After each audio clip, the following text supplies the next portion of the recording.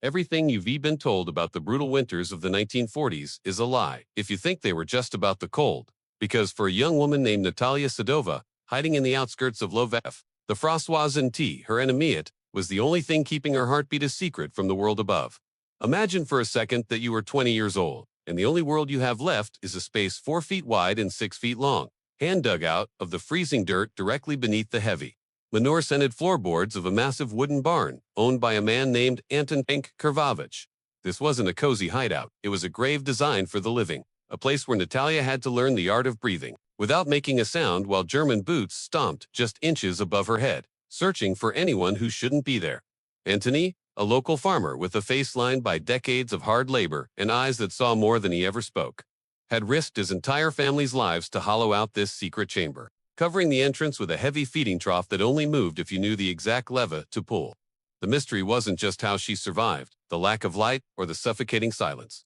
but how she managed to stay sane when the only person she could trust was a man she barely knew, who whispered updates about the war through a tiny air crack while the rest of the village turned into a hunting ground. Every morning, Natalia would wake up in the pitch black, feeling the damp walls of her earthen bedroom and wondering if today would be the day. The dogs caught her scent, or if the hunger would finally break her spirit before the soldiers did. But as the year 1943 bled into the most unforgiving winter the region had seen in a century, the stakes shifted from a game of hide-and-seek to a desperate battle against the elements themselves. And no one, not even Antonia, realized that the very trap he built to hide her was about to become a frozen tomb. As the temperatures dropped to a bone-shattering 30 degrees below zero, the barn above Natalia became a wasteland of ice and whistling winds,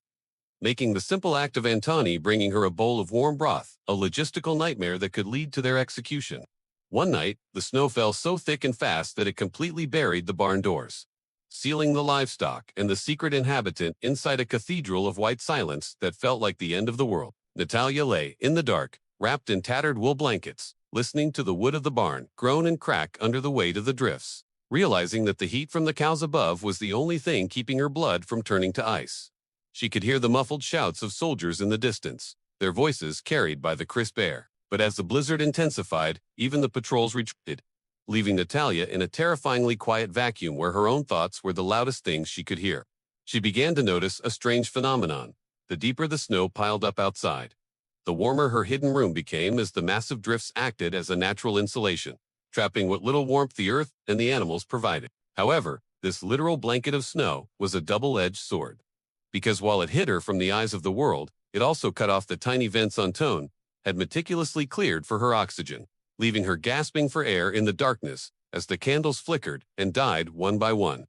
She began to claw at the dirt ceiling, her fingernails bleeding as she fought the urge to scream, knowing that a single loud noise would alert the guards stationed at the nearby checkpoint who were looking for any sign of life in the abandoned sectors. Just as her vision began to blur and the heaviness of carbon dioxide started to pull her into a permanent sleep, she heard a rhythmic thudding, the sound of a shovel hitting the frozen earth directly above her face. But she had no way of knowing if it was Antony coming to save her or the local militia, digging a trench that would expose her hiding spot to the morning sun.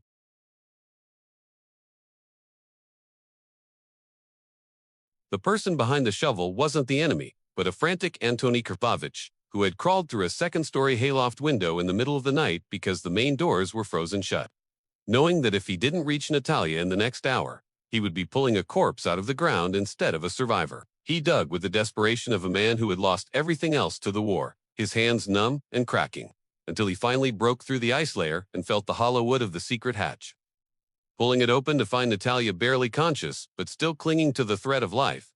For the next 3 weeks, as the Great Frost of '43 paralyzed the entire Eastern Front, that hidden bedroom under the barn became an accidental fortress, while the German army found their tanks frozen in place and their supply lines snapped by the ice. Natalia was safe in her earthen cocoon, protected by the very earth that should have been her ending. History tells us that thousands perished in the fields that month, but Natalia Sadova survived because a hidden grave turned out to be the only place warm enough to withstand a Siberian winter, proving that sometimes the darkest places are the only ones where light can actually endure. When the spring thaw finally came and the Soviet boots replaced the German ones, Natalia emerged from under the barn like a ghost, returning to the world of the living. Her skin pale as paper, but her heart hardened by a resilience that most people couldn't even imagine. Anton Karvovich was later recognized for his bravery, but the true story lives in the silence of that barn.